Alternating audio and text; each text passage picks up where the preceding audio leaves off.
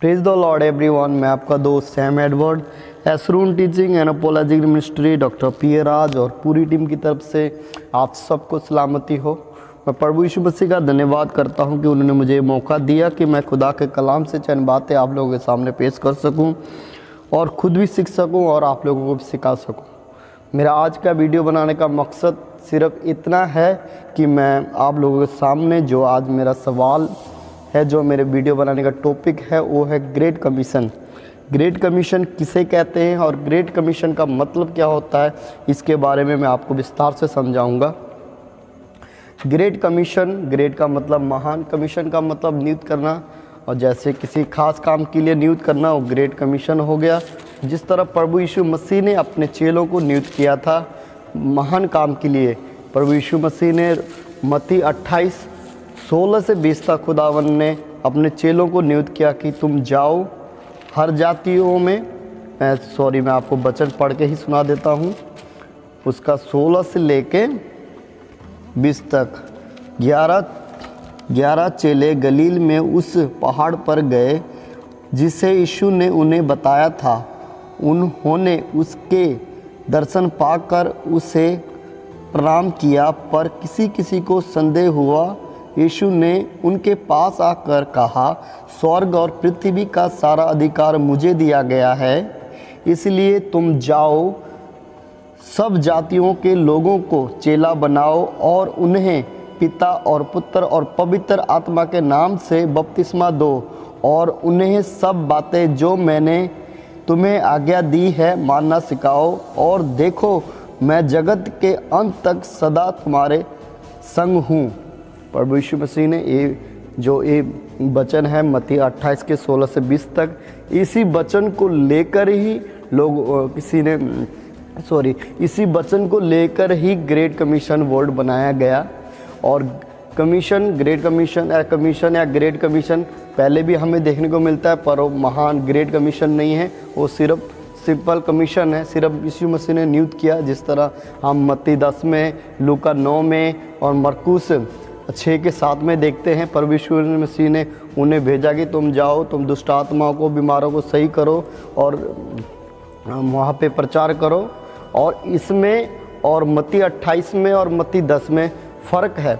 मत्ती 28 में सिर्फ इतना प्रभु यीशु मसीह ने इज़राइल में ही और वहाँ के जितना भी एरिया उस समय मसीह एरिया था वहाँ तक ही प्रभु यीशु मसीह ने प्रचार करने को बोला था।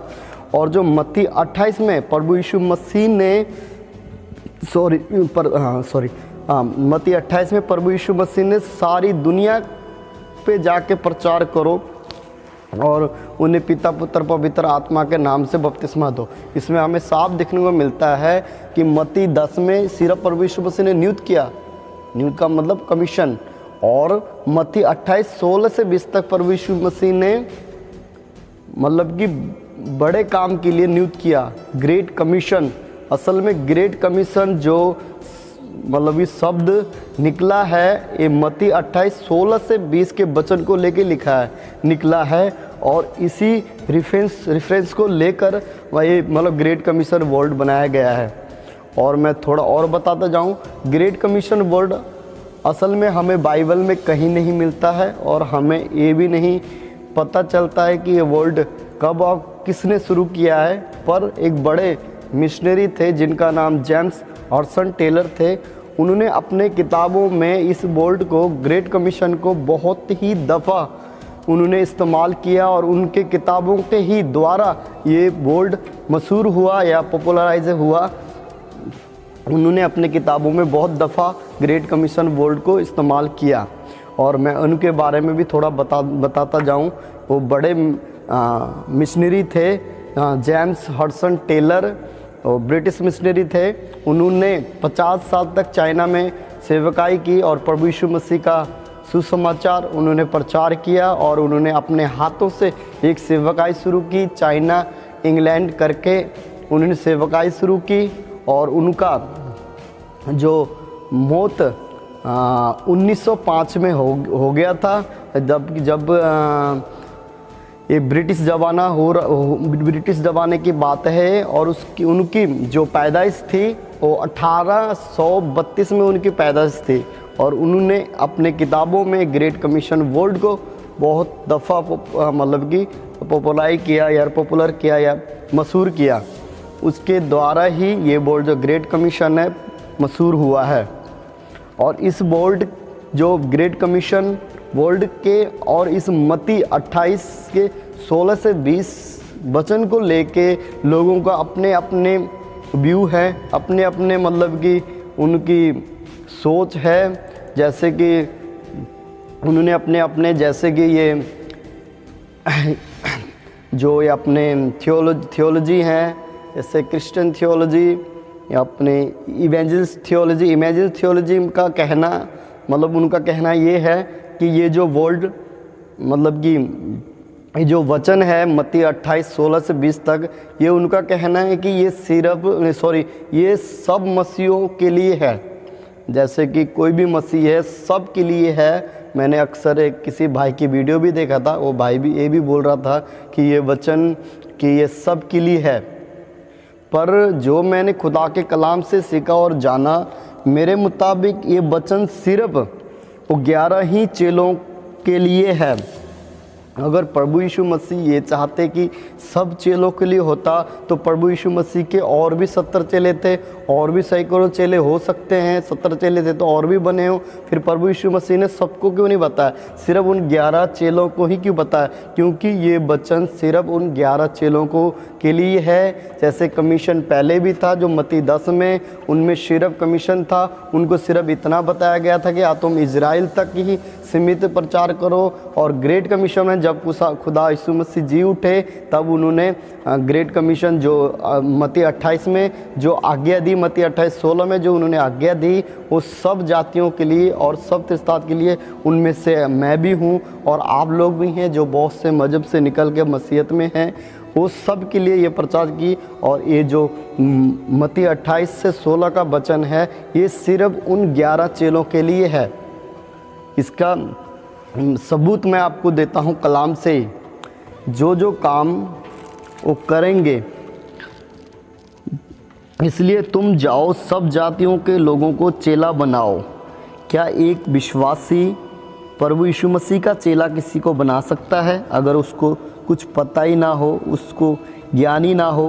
कल वो चर्च आए और बपतिस्मा ले ले, अगले दिन उसको बोला जाए कि तुम चेला बनाओ, सुसमाचार बांटो, उनको क्या समझाएगा और कैसे बांटेगा सुसमाचार? और दूसरा, बपतिस्मा देना, बपतिस्मा कैसे दे सकता है? बपतिस्मा अगर पेंटिकोस्टल थियोलॉजी से व्यू से देखा जाए तो उनको तो कतई मना कर देते हैं कि वो मतलब कि बपतिस्मा देने का काम सिर्फ पास्टर का ही होता है या खादिम का ही होता है। पेंटिकोस्टल थियोलॉजी के हिसाब से तो ये जो काम है क्या आम बिलीवर कर सकता है?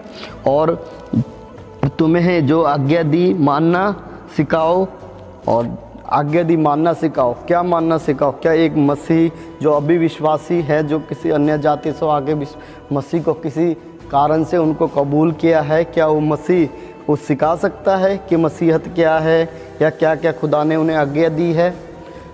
ये बात पक्की है कि हर एक बिलीवर अपनी गवाही रखता है। अपनी गवाही में वो बताता है कि मैंने खुदा को किस तरह कबूल किया, किस विषय में किया, वो अपनी गवाही रखता है।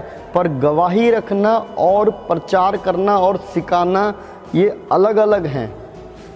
गवाही तो हर एक व्यक्ति रखता है, मैं भी अपनी गवाही रखता हूँ, कोई भी रख सकता है। मैंने भी गवाही सुन के किसी के मुंह से सुना मसीह को और उनको मैंने कबूल किया, और उसने मेरे किसी खादिम के पास लेके गया। खादिम ने खुदा के कलाम से मुझे वचन बताए, मुझे समझाया, मुझे बताया खुदा का कलाम क्या कहता है, तब मैंने जाके खुदा के कलाम को पहचाना।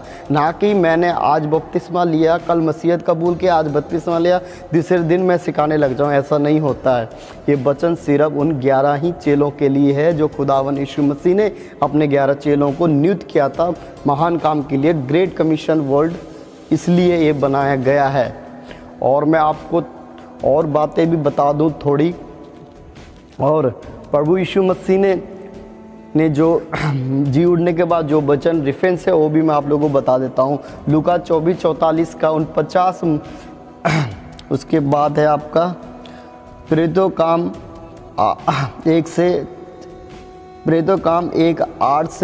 4 से 8, यूहन्ना 20:19 से 23, उसके बाद एक और होगा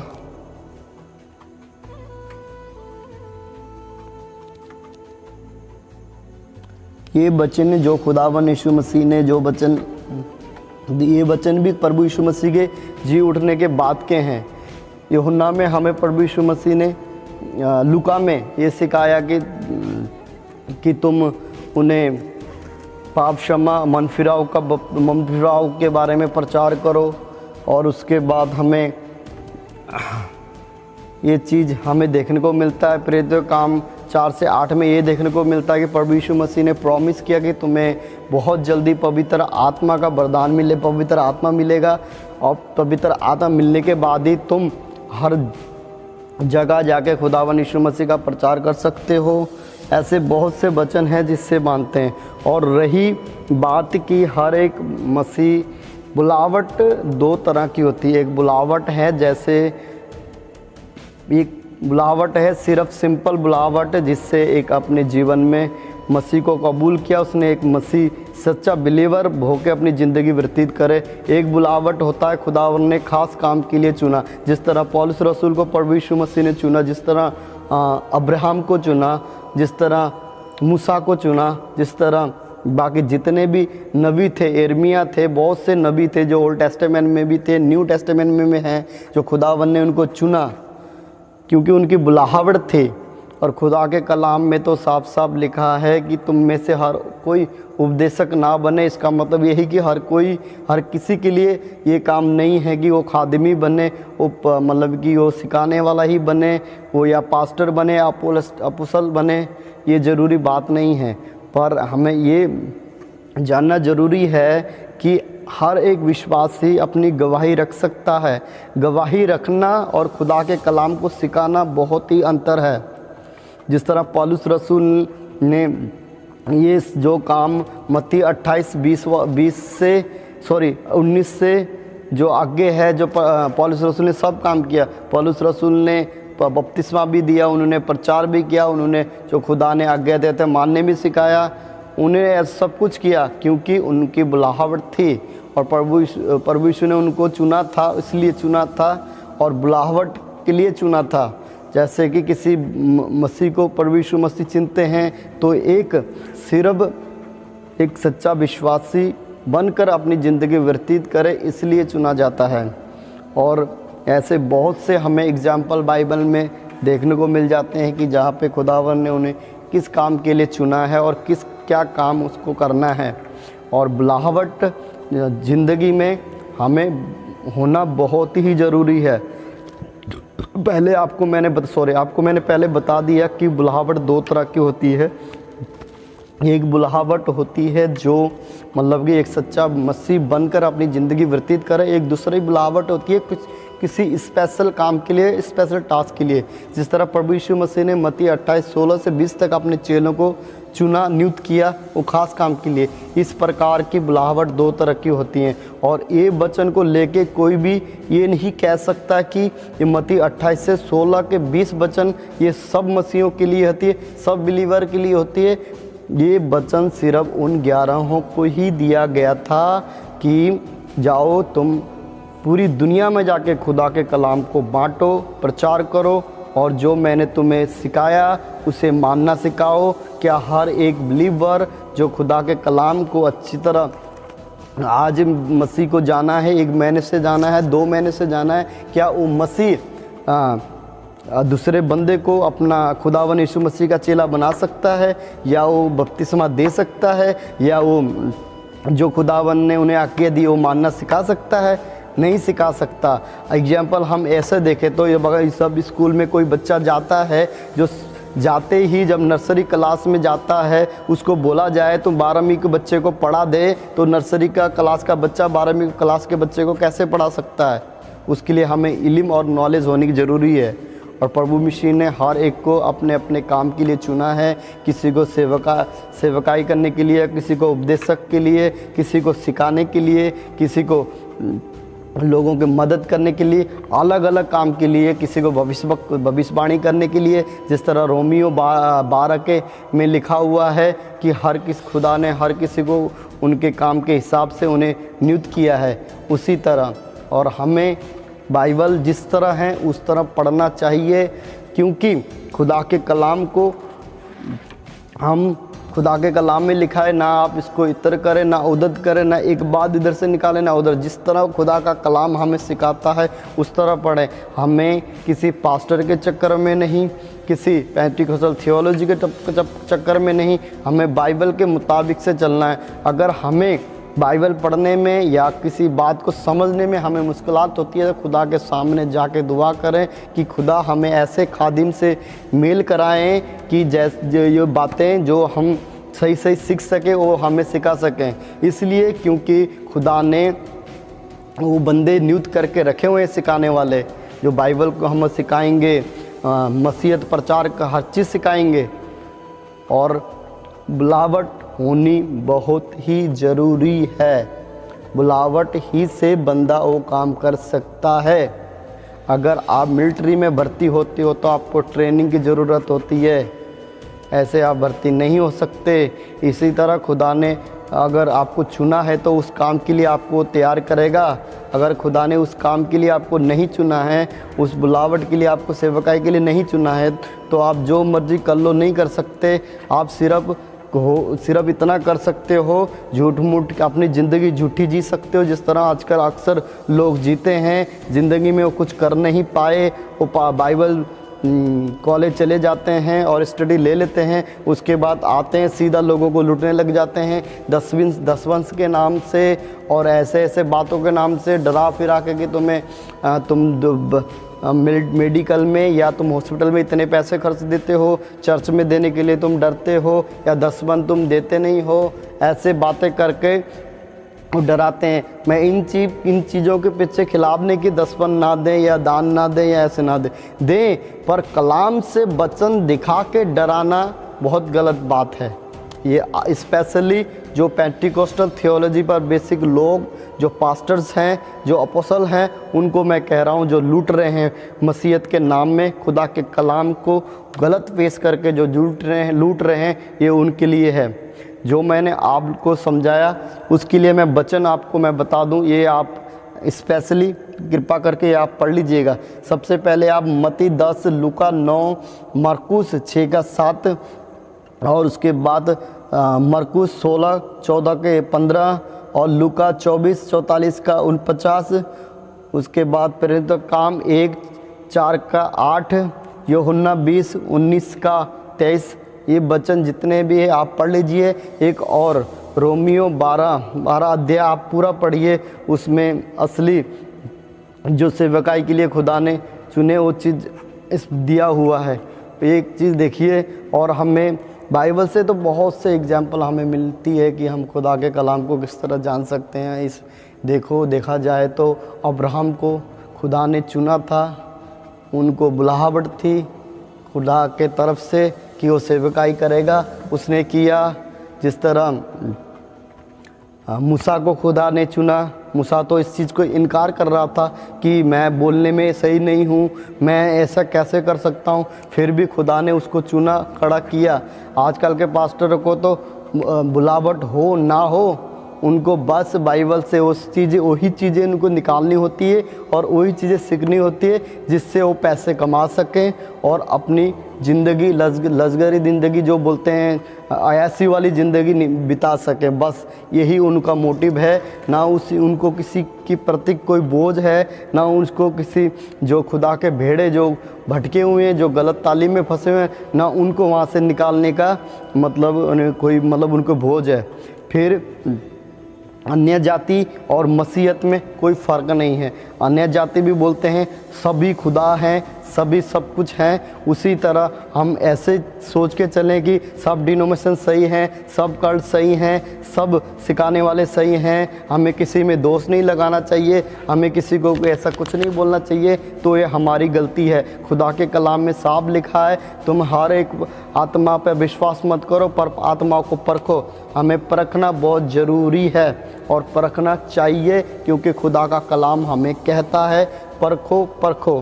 ग्रेट कमीशन का जो अर्थ था मैंने आपको समझा दिया, और इसके विषय में ये वीडियो मैंने जो ये बनाया हूँ, इस वीडियो को सुन के आप लोगों को आशीष मिले और आप समझें मत्ती 28:16 से 20 के वचन को। कभी कहीं गलत प्रचार ना करें, कहीं गलत ना सुने, कहीं भी सुने उसको समझें, क्योंकि ये वचन स्पेशली 11 चेलों के लिए था। अब ऐसा कोई ना बोले कि खुद ये वचन सब मसीहों के लिए अप्लाई होता है, नहीं होता। ऐसे सभी मसीहों के लिए अप्लाई होता तो प्रभु यीशु मसीह के 11 ही चेले नहीं थे, 70 और भी थे, तो खुदावन यीशु मसीह उनको भी बोलते कि आओ तुम जाओ सब प्रचार करो। तो इससे साफ देखने को मिलता है कि ये जो वचन मत्ती 28:16 से 20 है वो सिर्फ उन 11 चेलों के लिए ही था। प्रभु यीशु मसीह ने जिस तरह मत्ती 10 में जो अपने चेले भेजे, 70 चेले भेजे, वो सिर्फ इन्होंने नियुक्त किया सिर्फ इज़राइल के लिए वो उन्होंने भेजा। बट इसमें स्पेशल क्यों है, ग्रेट कमीशन क्यों है? क्योंकि ये महान है। महान इसलिए है क्योंकि मत्ती 10 में देखा जाए तो सिर्फ वो अपने लोगों तक सीमित था, यहूदियों के लिए। जब यहूदियों ने खुदा को इनकार किया तब वो वचन हम जैसे लोगों के पास आया, हमारे पास आया और दुनिया में छोड़ तक गया, जहाँ पे खुदा के मसीह अभी खुदा के कलाम हर एक जगह है, उसी तरह हम तक भी आया। ये वचन सिर्फ उन 11 चेलों के लिए था, और कोई ऐसा ना कहे कि पूरी मतलब सब लोगों के लिए है। और ज़िंदगी में खुदा के खादिम हो या अपोस्तल हो या कोई भी हो, बुलाहट होना बहुत ही ज़रूरी है। बिना बोझ का, बिना विजन का बंदा कुछ नहीं कर सकता और ना कुछ कर सकेगा। मैं बिल्कुल सही बोलता हूँ और मैं कोई गलत नहीं, जो बाइबल जो बताती है मैं उसके हक में बोलता हूँ। मैं अपने तरफ से और अपने माइंड से नहीं बोलता हूँ, मैं किसी डिनोमिनेशन या किसी से ताल्लुक़ से नहीं बोलता हूँ। मैं सिर्फ जो पवित्र कलाम मुझे बताती है, जो पवित्र कलाम से मैंने सीखा, जो डॉक्टर राज सर ने, जो मेरे टीचर हैं, जो उन्होंने सिखाया, वही चीज़ मैं आप लोगों तक पहुँचा रहा हूँ। और बाकी रही बात मानना नहीं मानना आपके हाथ में है। जैसे पौलुस रसूल कहते हैं कि मैं तुम्हारे लहू से भोरू में अपने कपड़े झाड़ के मैं जाता हूँ, तुम्हारा लहू तुम्हारे सर। उसी तरह आप लोग सब समझे और इस कलाम को जिस तरह है उस तरह पढ़ें। हो सके तो मैं एक वीडियो और बनाऊंगा जो कॉलिंग के विषय में होगा, स्पेशली जो बुलाहट है उसके बारे में आप लोगों को बताऊंगा। आज के लिए इतना ही, से विदा लेता हूँ और गॉड ब्लेस यू एवरीवन।